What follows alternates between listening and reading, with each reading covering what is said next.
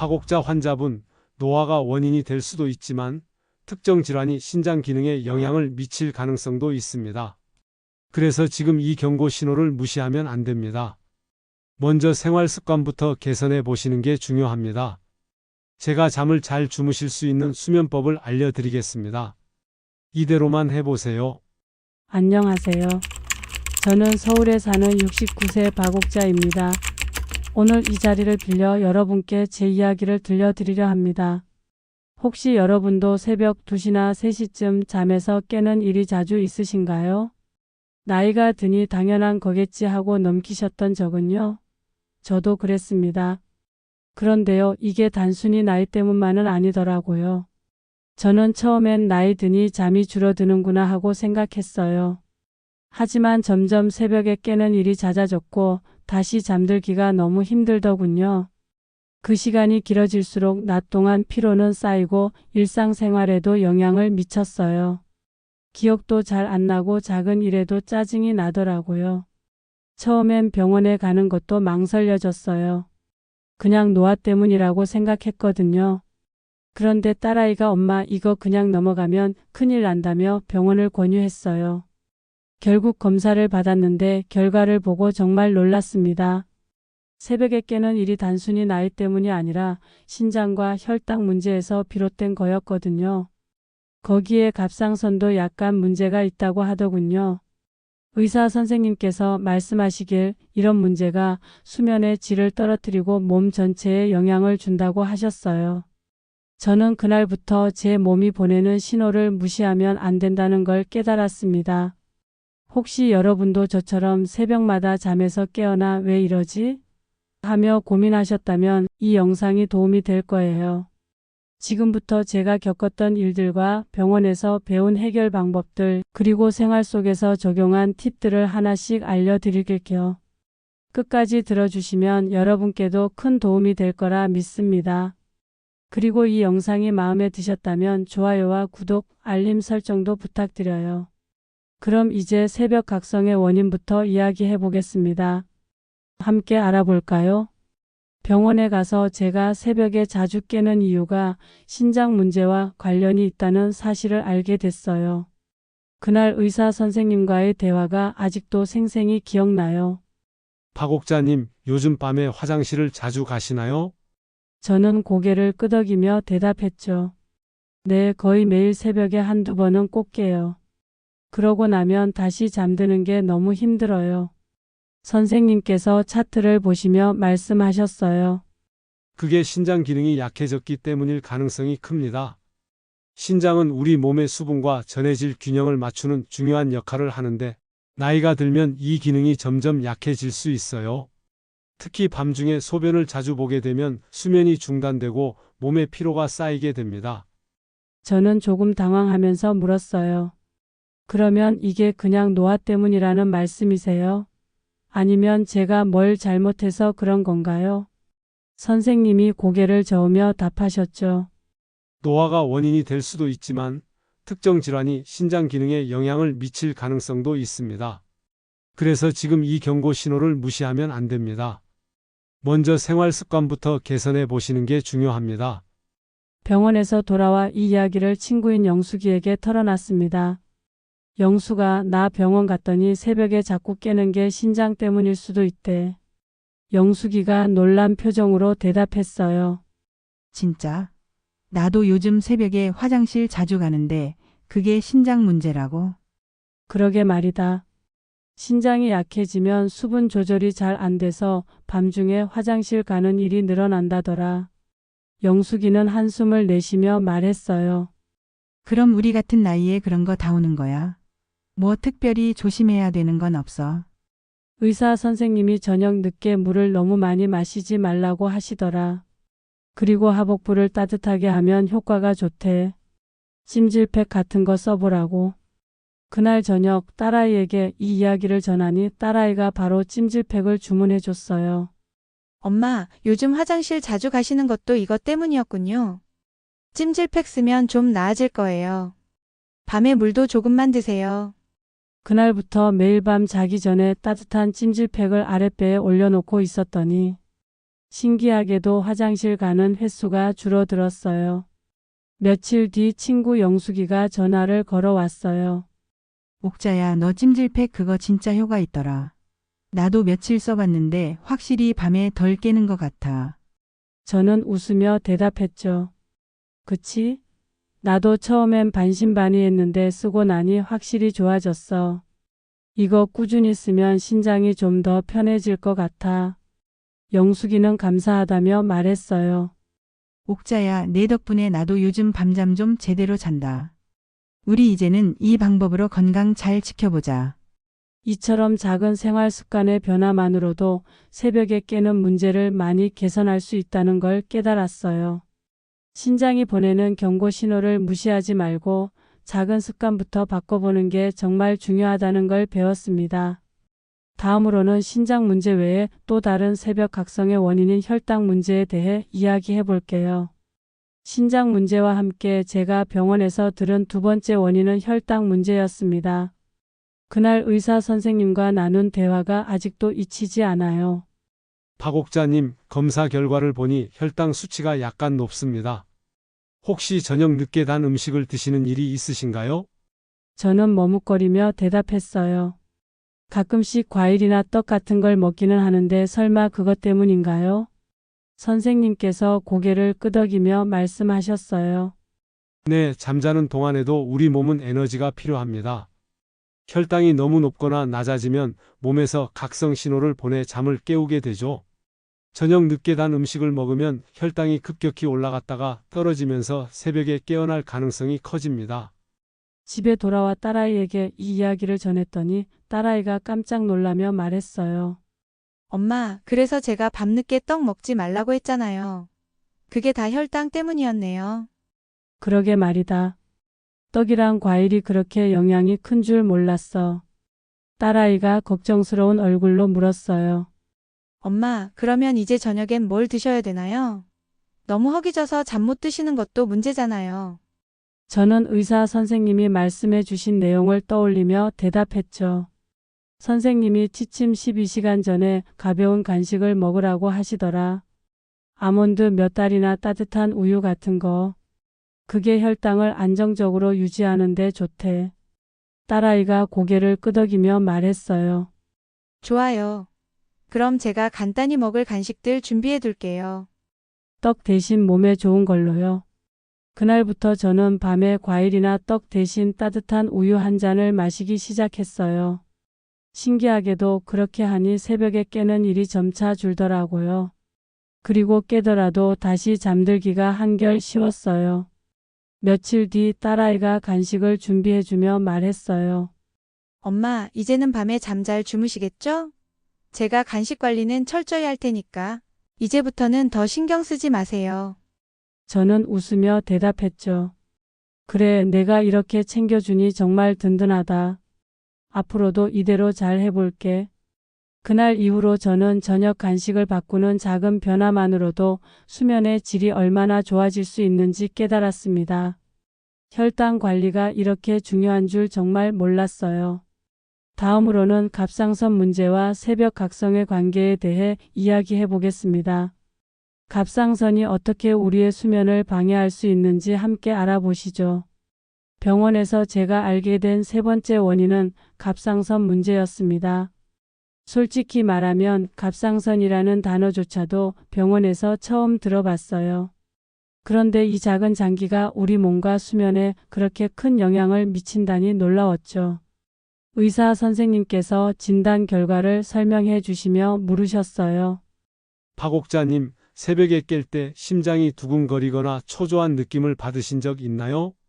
저는 조금 망설이다가 대답했어요. 네, 그럴 때가 많았어요.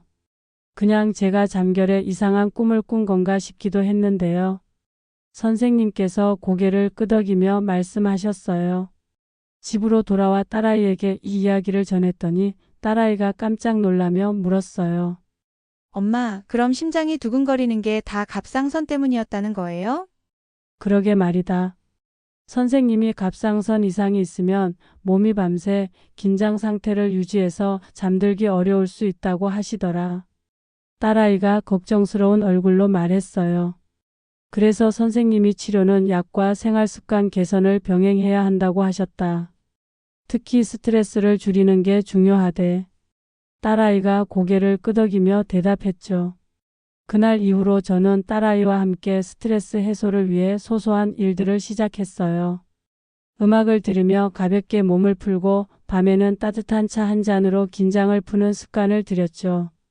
그랬더니 신기하게도 새벽에 깨는 횟수가 줄어들고 마음도 한결 안정되는 걸 느낄 수 있었습니다. 며칠 후 딸아이가 다가와 물었어요. 응, 확실히 덜해졌어. 스트레스를 조금씩 푸니까 몸도 마음도 한결 가벼워진 기분이다. 딸아이가 밝게 웃으며 대답했죠. 갑상선 문제는 단순히 수면뿐만 아니라 전반적인 몸 상태에도 큰 영향을 미쳤던 것 같아요. 조금씩 개선해 나가며 몸의 균형을 되찾는 과정이 정말 중요하다는 걸 느꼈습니다. 다음으로는 우울증과 새벽 각성의 관계를 이야기해 볼게요. 이 문제도 많은 분들이 공감하실 수 있을 겁니다. 함께 알아보시죠. 네 번째로 알게 된 원인은 우울증과 새벽 각성의 연관성이었습니다. 사실 저는 우울증이라는 단어를 들었을 때 조금 놀랐어요. 내가 우울증이라니? 라는 생각이 들었거든요. 그런데 의사 선생님께서 친절하게 설명해 주시더군요. 박옥자님, 요즘 새벽에 깨시면 어떤 기분이 드세요? 깨어난 후에 걱정이 많아지거나 다시 잠들기 어려우셨나요? 저는 천천히 고개를 끄덕이며 대답했어요. 네, 맞아요. 잠에서 깨고 나면 온갖 생각이 머릿속을 떠다녀요. 다시 자려고 해도 자꾸 불안하고 이러다 잠 못 들면 어쩌지 하면서 더 초조해지곤 했어요. 선생님께서 따뜻한 미소로 말씀하셨어요. 그게 바로 우울증의 초기 신호일 수 있습니다. 우울증은 단순히 기분의 문제가 아니라 신경계와 수면 주기에도 큰 영향을 미쳐요. 특히 새벽 각성은 우울증의 대표적인 증상 중 하나입니다. 집으로 돌아와 딸아이와 이야기를 나눴어요. 혜진아, 의사 선생님이 그러는데 내가 요즘 자꾸 불안하고 초조한 게 우울증 때문일 수도 있대. 딸아이가 놀라며 대답했어요. 엄마, 그럼 치료받아야 하는 거 아니에요? 그냥 두면 안 될 것 같은데. 선생님이 그러시더라.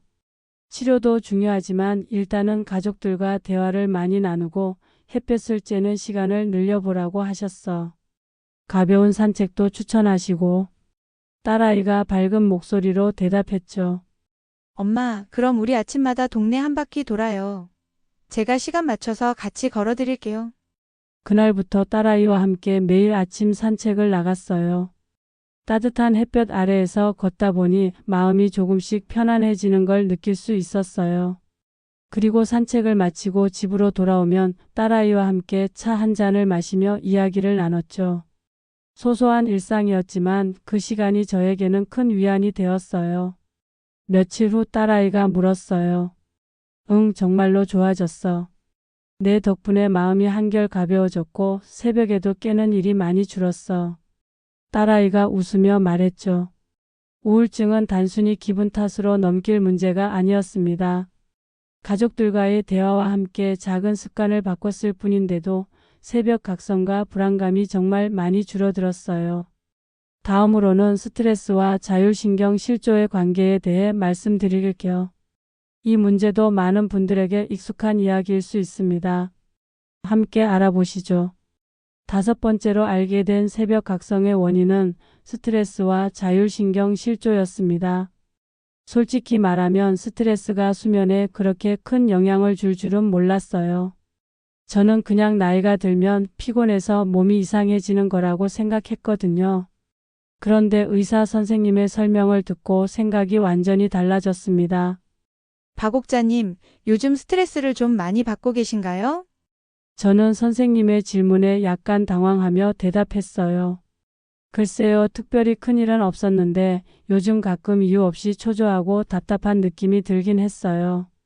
선생님께서 말씀하셨어요. 그게 바로 스트레스 때문일 가능성이 높습니다. 스트레스가 쌓이면 교감신경이 과도하게 활성화되면서 몸이 긴장 상태를 유지하게 되고 그로 인해 새벽에 자주 깨는 일이 생길 수 있어요. 특히 심장이 두근거리거나 어깨가 뻐근하고 불편한 증상이 동반되면 자율신경 실조일 가능성도 있습니다. 그 이야기를 듣고 집에 와서 딸아이에게 털어놓았어요. 혜진아, 의사 선생님이 그러는데 내가 요즘 스트레스를 받아서 몸이 자꾸 긴장 상태로 유지된대. 딸아이가 놀라며 대답했어요. 엄마, 그래서 밤마다 어깨가 아프다고 하셨던 거구나. 엄마, 스트레스 푸는 게 정말 중요하겠어요. 어떻게 해야 좀 나아질까요? 선생님이 스트레스를 줄이는 방법으로 해파리 수면법이라는 걸 추천하셨는데 몸을 이완시키는 데 좋다고 하더라. 딸아이가 궁금한 듯 물었어요. 그날 저녁 딸아이와 함께 해파리 수면법을 따라 해봤어요. 침대에 누워 전신에 힘을 하나씩 빼면서 몸을 이완시키는 방법인데 처음에는 조금 어색했지만 곧 몸이 가벼워지는 느낌이 들더라고요. 해파리 수면법에 대해 말씀드려 볼까요? 침대에 반드시 누운 상태에서 눈을 감습니다. 눈 주위 근육부터 뺨, 턱까지 하나씩 긴장을 풀어주세요. 입술을 살짝 벌리고 턱에 힘을 빼는 것을 느껴보세요. 그리고 어깨를 최대한 아래로 내려 힘을 빼줍니다. 어깨와 목에 집중하면서 봉긋 솟은 긴장이 내려가는 것을 상상하세요. 한쪽 팔씩 힘을 빼며 손목과 손가락까지 이완시킵니다. 팔이 축 늘어진다는 느낌을 받으세요. 허벅지, 종아리, 발목 순서로 힘을 풀어줍니다. 다리에 집중하며 몸이 침대에 녹아드는 듯한 느낌을 상상하세요. 천천히 심호흡을 3번 반복합니다. 나는 해파리야 라고 생각하며 몸에 남아있는 긴장감을 모두 풀어주시면 됩니다. 딸아이가 웃으며 말했어요. 저도 웃으며 대답했죠. 그러게 처음엔 이상했는데 정말 효과가 있는 것 같아. 이거 꾸준히 하면 새벽에 덜 깨겠지? 며칠 동안 매일 밤 해파리 수면법을 연습하니 신기하게도 어깨가 덜 뻐근해지고 새벽에 깨는 일도 점점 줄어들었어요. 딸아이는 그날 이후로 스트레스 받을 만한 일이 있으면 저를 다독이며 말했어요. 스트레스가 몸에 얼마나 큰 영향을 미치는지 그리고 작은 이완법 하나로도 얼마나 큰 변화를 만들 수 있는지 느낄 수 있었습니다.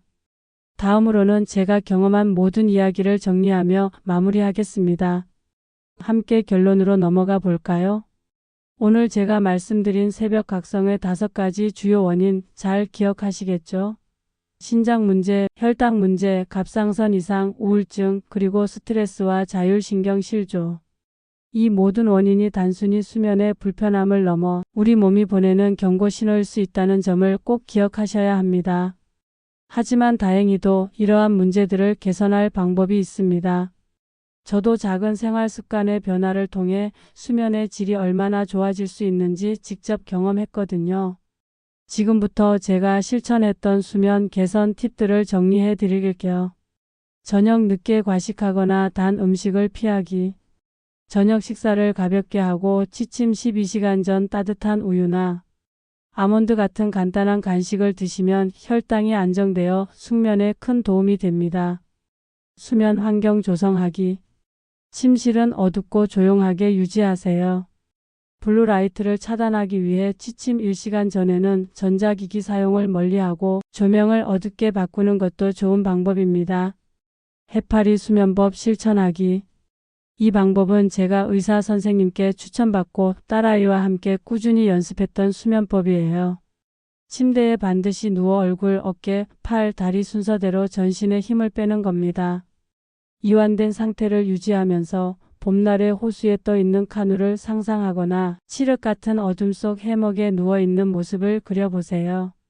심호흡을 천천히 3번 반복하며 나는 해파리야라는 마음으로 몸을 완전히 이완시키면 마음과 몸이 평온해지고 숙면에 빠지실 수 있을 겁니다.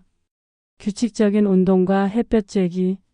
매일 아침 가벼운 산책을 통해 신체 리듬을 바로잡고 햇빛을 받으며 비타민 D를 보충하면 우울증과 스트레스를 줄이는 데도 효과적입니다. 스트레스 관리. 가벼운 스트레칭이나 음악 듣기, 가족들과 소소한 이야기를 나누는 시간도 큰 도움이 됩니다. 몸과 마음을 편안히 하는 습관은 스트레스를 줄이고 수면을 방해하는 요인을 제거합니다. 수면은 단순한 휴식이 아닙니다. 우리 몸과 마음을 회복시키는 중요한 시간이죠. 여러분도 저처럼 작은 변화를 통해 더 나은 수면을 얻으시길 바랍니다. 오늘 말씀드린 팁들이 여러분의 숙면과 건강에 조금이나마 도움이 되기를 진심으로 바랍니다. 영상이 유익하셨다면 좋아요와 구독, 알림 설정 꼭 부탁드릴게요. 더 좋은 정보로 다음 시간에 다시 찾아뵙겠습니다. 모두 편안한 밤 보내세요.